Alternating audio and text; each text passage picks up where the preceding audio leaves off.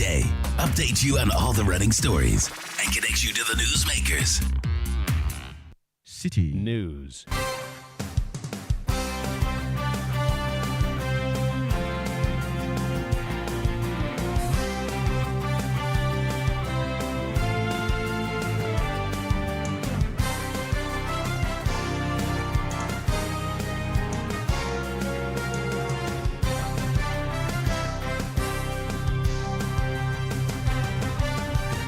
This is the Election Bureau. Hello, good afternoon, and welcome to the Citi Prime News. The news is live from our studio at Adabraka in Accra. I am Zoe Abubeiduado. Coming up, 13 die in fatal accident on the Kumasi-Obuasi Highway. Few days after 7 people perished at Atwedie near Juaso on the Kumasi-Accra Highway. Still on road crashes, National Road Safety Authority cautions drivers to strictly adhere to approved speed limits within cities as it launches an investigation into the road crash over the weekend at East Legon that claimed 2 lives.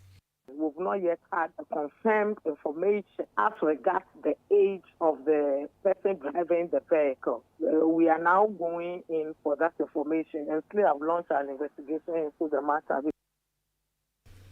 Also coming up, Achim Kotoku Environmental Task Force arrests 22 illegal miners at New Ebrim. In the Western region, the Operation Halt Task Force arrests 9 persons and destroys 23 shangfangs as the fight against illegal mining continues. And later, we'll be hearing from the Chief Executive Officer of the National Cathedral Secretariat, who says that the aim of the project has been misunderstood by many.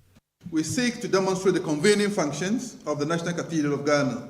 The National Cathedral project is often misunderstood, conceived almost entirely as a physical church building.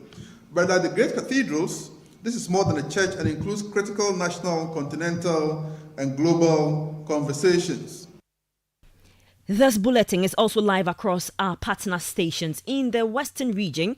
Premier FM 100.5 FM and Beach 105.5 FM both in Takoradi. In the Bono region, J Life 95.5 FM in Sunyani. In the Ashanti region, we're on Orange FM 107.9 in Kumasi. Volta region, Akpeni Radio 96.7 MHz in Pando. Heritage FM 107.3 in Hohoi. In the northern region, we're on Dasuma 99.1 FM in Yendi. Upper East, Word FM 88.3 in Zuarungu. Upper West region, Westlink 88.1 FM in Laura. Northeast region, Eagle FM 94.1 in Wale Wale. You can get interactive with us using the hashtags Ghana Polls 2024 and also Citi Verified. Across the globe, we are live on citynewsroom.com. Citi Prime News at 12 midday. Update you on all the running stories and connect you to the newsmakers. Thank you so much for joining us this afternoon on Citi Prime News. Now, we begin from the Ashanti region where 13 people, including 2 children, have died while others were injured after a VIP bus traveling from Kumasi to Enchi in the Western region fell into a ditch on the Kumasi-Obuasi Highway. The driver, now deceased, veered off the road and landed into a ditch at Kwapia near Obuasi on the highway. The injured were sent to nearby facilities in Obuasi and the dead were deposited in the mortuary.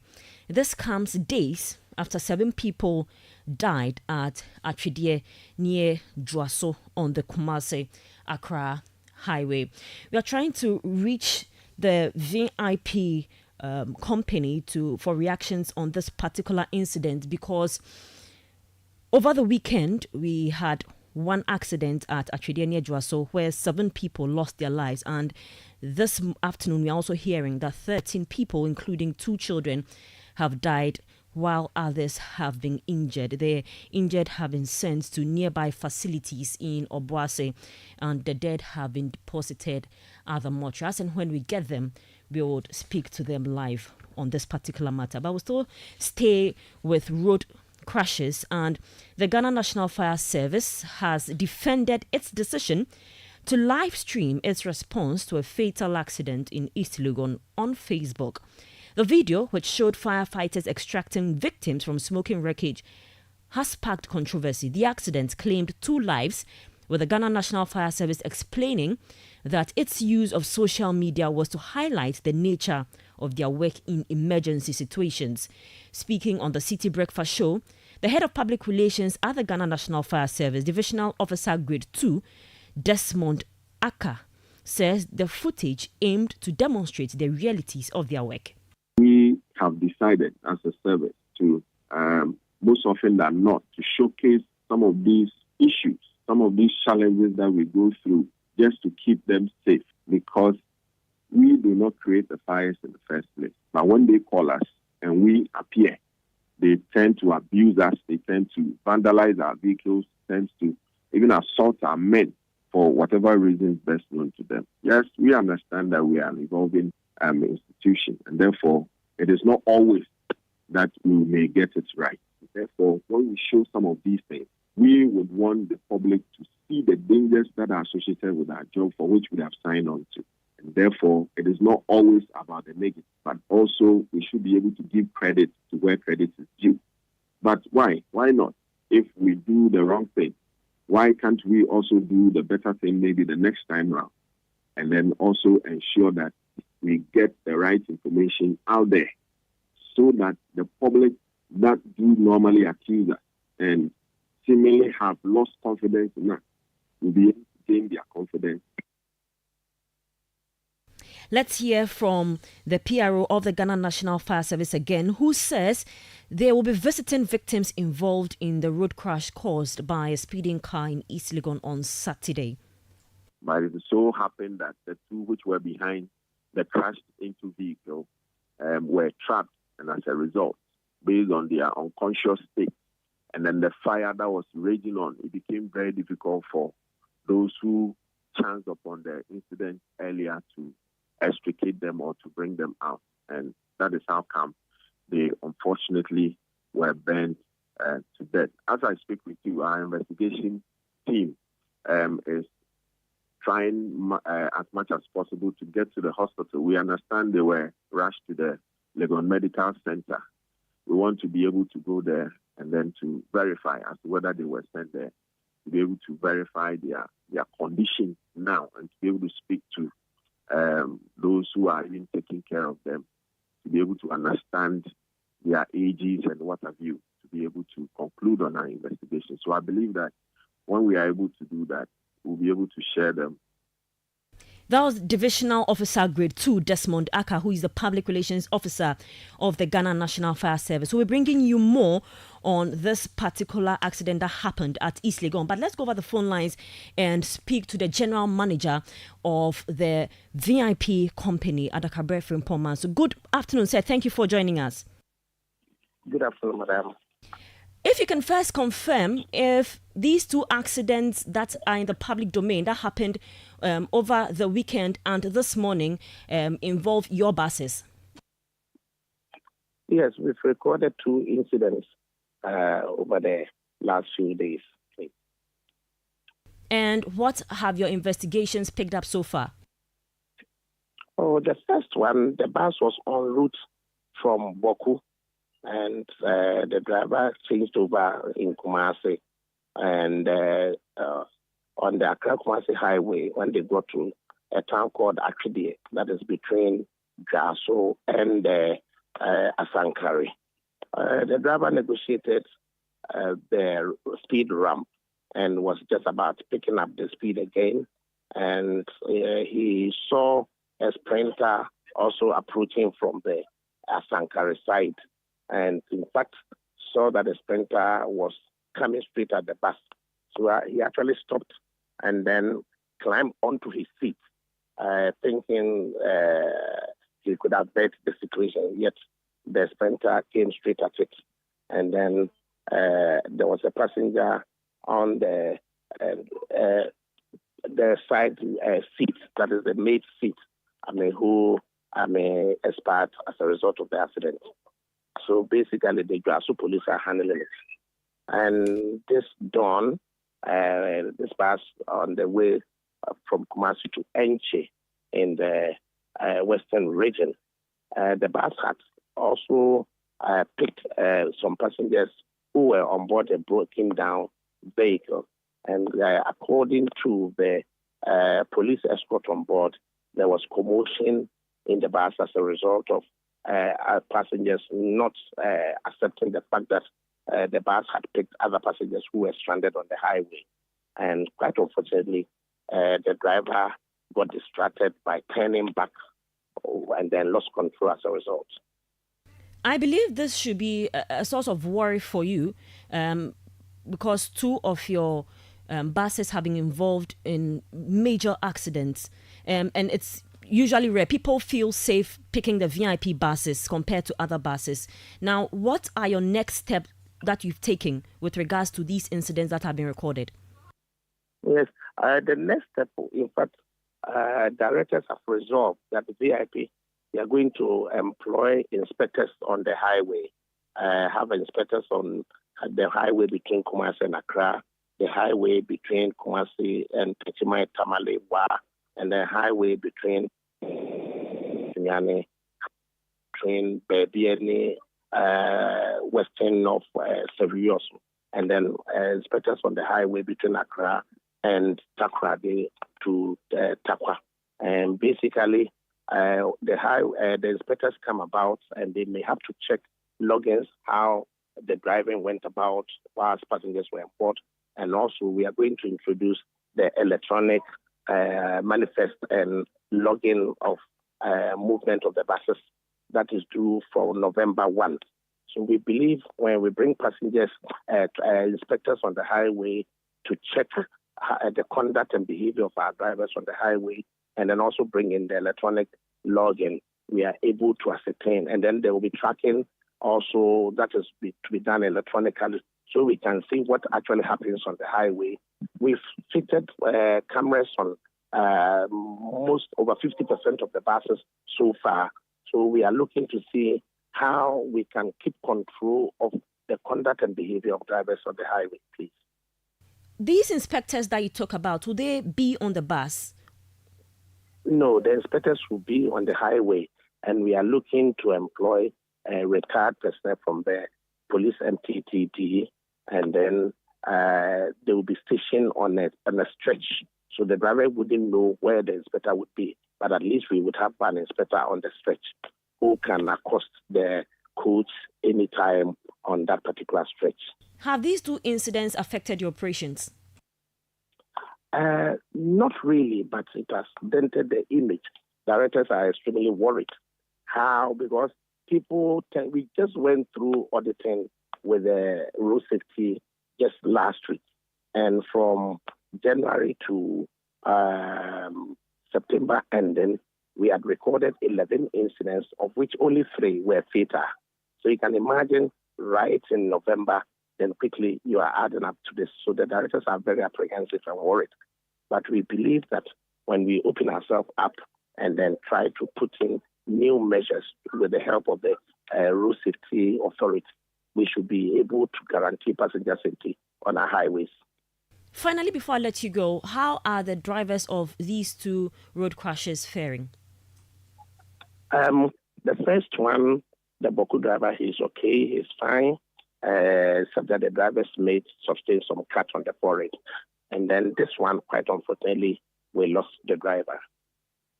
Does VIP take records of persons who board their vehicles so that in case of any emergencies like this, you be able to contact families?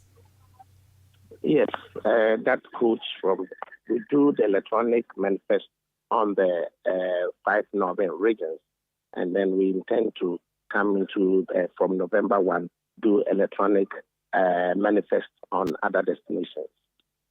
Thank you very much for speaking with us, sir. Thank you, madam. That was the general manager of the VIP company at Dakabre, Frimpong Manso, speaking to us there after 13 people died this dawn in a fatal accident on the Kumasi-Obuasi highway. Let's bring you some more stories. And the National Road Safety Authority has launched an investigation into the devastating road crash that occurred at East Legon on Saturday, where 2 vehicles were engulfed in flames, leaving 2 occupants burned beyond recognition. The National Road Safety Authority states that it is still gathering information about the incident. In an interview with Citi News, the public relations officer for the National Road Safety Authority, Pearl Adusu Satekla, said her team will visit the home of the driver responsible for the crash. Currently, our people on the ground are saying that for the East Legon, it is reckless driving, specifically excessive speeding, that caused the crash. We've not yet had a confirmed information as regards the age of the person driving the vehicle. We are now going in for that information, and so by close of day, we may have that information. Quickly, I've launched an investigation into the matter because the law stipulates that you cannot drive on our roads unless you are 18 years and above, which we clearly educate motorists on or road users on. And so we don't understand why a minor should be allowed to move a car while he or she doesn't have a valid license. We are even planning to visit the home of the third driver. Madam Satekla added that the Road Safety Authority will conduct an educational campaign to raise awareness among motorists on the importance of adhering to safety guidelines. Now in the urban areas especially, people do not adhere to junction safety. So sooner than later, we are preparing to also launch a junction safety campaign to make people aware that when you enter a junction, how you should behave, the cautions you should take, so that perhaps you will not bump into another oncoming vehicle. And I suppose this is illegal thing might even result for junction risk or recklessness at a junction. You hear the public relations officer for the National Road Safety Authority, Pearl Adusu Satekla. This is still Citi Prime News, coming to you live from our studio at number 11 Dr. Martin Loop in Adabraka, Accra. Still to come, Achim Kotoku Environmental Task Force arrests 22 illegal miners at New Ebrim. Meanwhile, in the Western region, the Operation Halt Task Force has arrested 9 persons. To bring you the details of these stories, please stay with us. Citi Prime News at 12 midday. Update you on all the running stories and connects you to the newsmakers.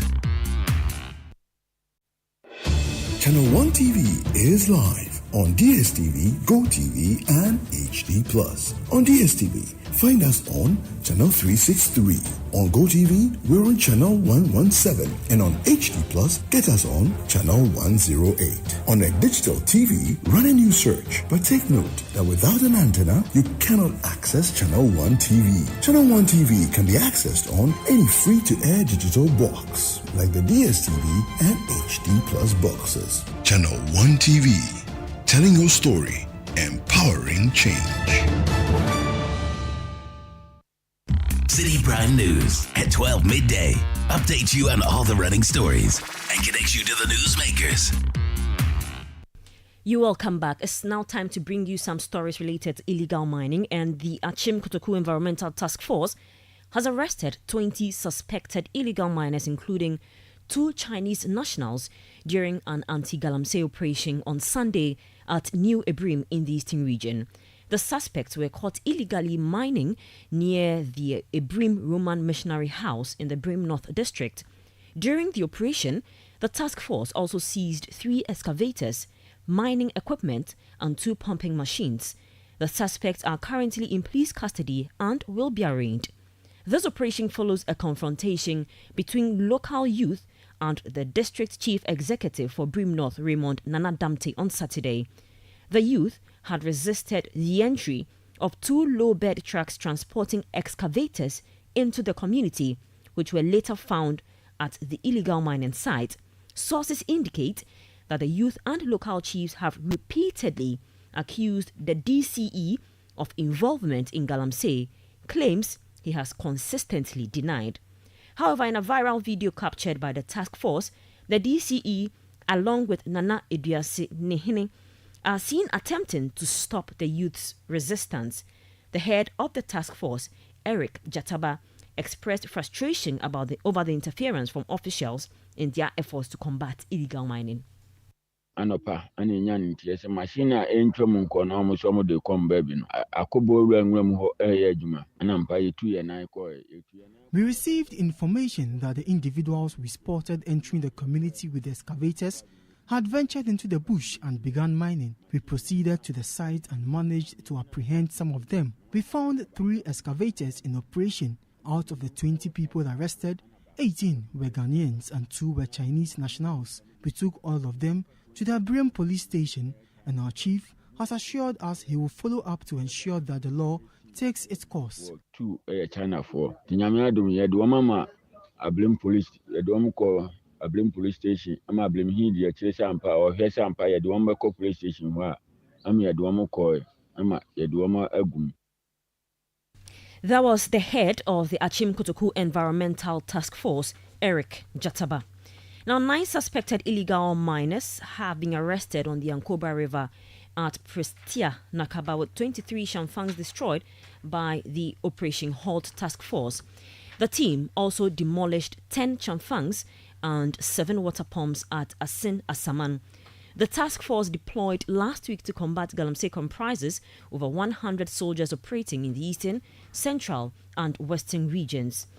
Equipment seized in other areas include grinding machines, water pumps and a locally manufactured gun. Still on illegal mining, the Ghana Coalition Against Galamsey says community members where illegal mining is prevalent have to be involved in the fight. Convener of the group, Ken Ashigbe, believes that a lot of education focusing on the direct impact of the Galamsey menace must be preached to the locals. There have been videos of illegal miners brazenly defending their actions and vowing not to end the menace because they say Galamsey is their source of livelihood. Speaking to City News, Mr. Ashigbe said, although some opinion leaders, including chiefs, are involved in illegal mining, the fight can still be won if they are roped in to educate the masses on the devastation and harm being caused. Some of them, it is because they've lost their livelihood that they were getting from farming. Some of them were fishing on these rivers that currently have been polluted and all life has been killed out of it, that they are resorting to this. And so they are doing it out of desperate measures and they are suffering for it. And so it is important that we educate them to know that they should be the first people fighting. So they should be like the community of Jema, where the chief and his people will say that they will not allow this to happen. Or they should be like the Queen Mother in the community that has a river called Suboni, that are saying that they will not allow, any illegal and irresponsible mining happening in their community. Or they should be taking a cue from the Mamponhene, for example, who also has gold in his community, but saying that they're not going to allow that, that to happen because he knows that the impact is on his people first. Before those of us in far-lying places, because the water that they pollute come to us, we would also, die out of it. So there is a lot of education that we need to do, focusing on, the direct impact of this Galamsey and what it is that they are doing. That was the convener of the Ghana Coalition Against Galamsey, Ken Ashigbe. Now, the vice presidential candidate for the National Democratic Congress, Professor Nana Jane Opoku-Agyeman, has indicated the NDC's commitment to establishing a children's hospital if they are given the mandate to take over reins of power in the 2024 elections. According to her, this will address the many challenges of infants while also creating the platform for the training of many pediatric doctors and nurses. She noted that policies will be put in place to also address the importation of nurses abroad. Addressing students of the Goso Nursing Training and Midwifery College, Professor Opoku-Agyeman urged them to support the NDC's vision for the sector. One of the things we plan to do going forward is to establish a children's hospital. We don't have one, so we need pediatric nurses. Every time you hear of this, just push your mind back and ask yourself, so what do we need? And take the step quickly. That is how it's done. But we need to create the facilities for that training to happen. So setting up the hospital at Legon and all these places, it was part of a larger plan. Unfortunately, we've been out for 8 years and that plan has stalled. You are nurses, you know much better than I do.